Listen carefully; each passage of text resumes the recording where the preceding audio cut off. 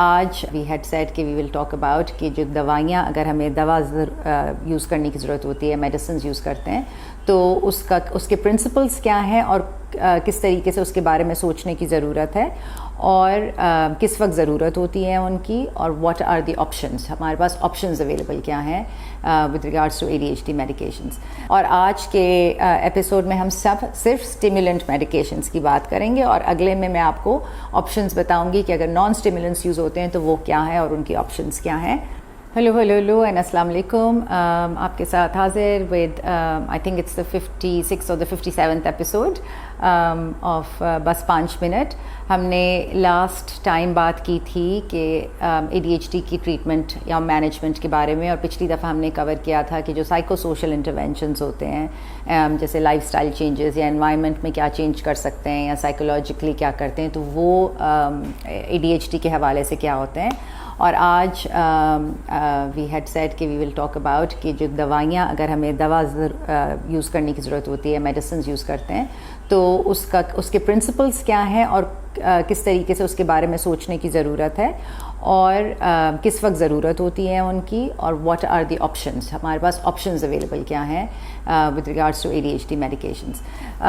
سو ایک تو پرنسپلی یہ بات سمجھنا بہت زیادہ ضروری ہے کہ جو بھی اسٹرانگ سائنٹیفک ایویڈنس ہے، اینڈ آپ سب کو پتہ ہے کہ at synapses we are very very clear کہ ہم جس بھی سورٹ آف ٹریٹمنٹ کی یا مینجمنٹ کی بات کرتے ہیں وہ ایویڈنس بیسڈ ہوتی ہے، جس کا مطلب یہ ہے کہ اس پہ بہت زیادہ ریسرچ ہوئی ہوئی ہے اور بہت کلیئرلی یہ شو ہوا ہے کہ یہ پرٹیکولر جو ٹریٹمنٹ یا مینجمنٹ ہم کر رہے ہیں، چاہے وہ تھراپی ہے چاہے وہ دوا ہے، تو اس کے پیچھے سائنس ہے، and one is better than the other. So جو ADHD کے کور سمٹمز ہوتے ہیں، کور سمٹمز سے میرا مقصد ہے کہ جو فوکس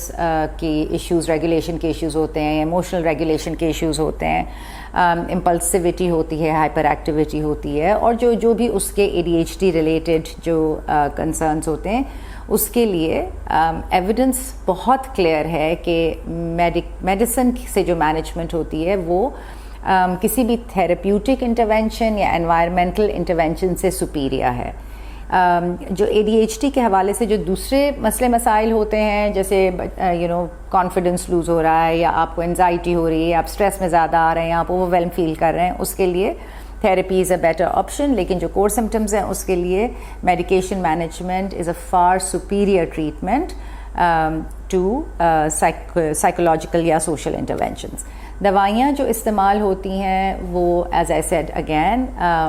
پچھلے ہمارے پاس 40-50 سال کا بہت زیادہ ایویڈنس ہے، بہت اسٹرانگ ایویڈنس ہے کہ one they are safe to use, they are safe to use, safety بھی ہے، and they are also safe to use long term, کہ ان کو آپ کو اگر 5 سال 10 سال 15 سال تک استعمال کرنا پڑ رہا ہے تو اس کے کوئی لانگ ٹرم ایشوز نہیں ہیں، ایڈکٹنگ نہیں ہے، مطلب کہ ان سے عادت نہیں پڑ جاتی ہے جو دوائیاں ہم استعمال کرتے ہیں. Also generally they well tolerated, short term میں یا لانگ ٹرم میں بہت آسانی سے اگر کسی کو سوٹ کر رہی ہیں جو دوائیاں، تو patients can easily tolerate them. دوائیاں جو ہیں وہ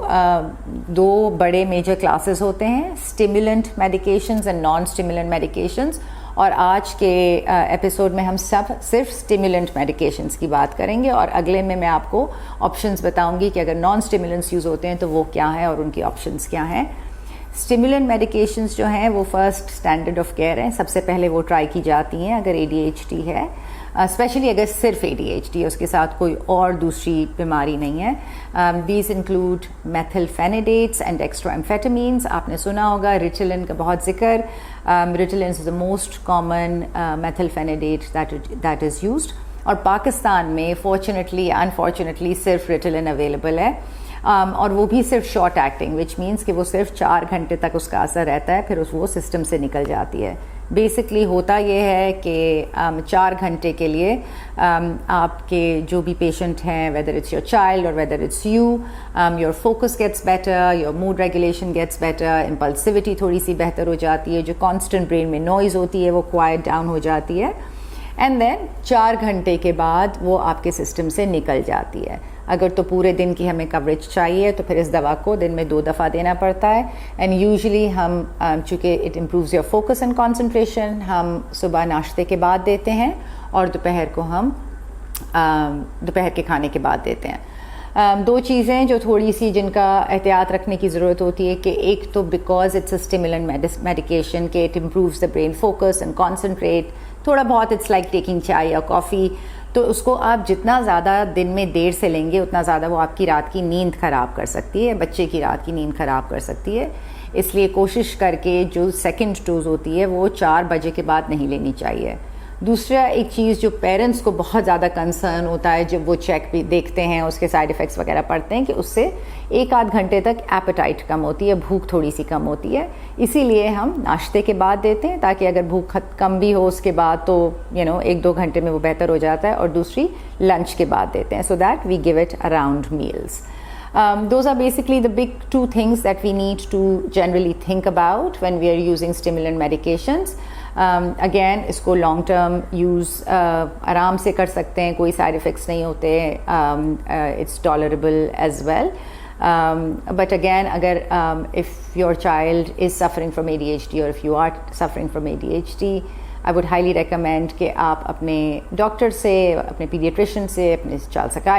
سائکائٹرسٹ سے یا ڈیولپمنٹل پیڈیٹریشین سے ضرور ذکر کریں اور پوچھیں کہ یہ آپشن آپ کے لیے ٹھیک ہے یا آپ کے بچے کے لیے ٹھیک ہے کہ نہیں. We are going to stop here and انشاءاللہ نیکسٹ ویک آپ سے پھر بات کریں گے about the non stimulant medications. تب تک کے لیے stay curious, keep asking questions, and memento vivere, remember to live. خدا حافظ.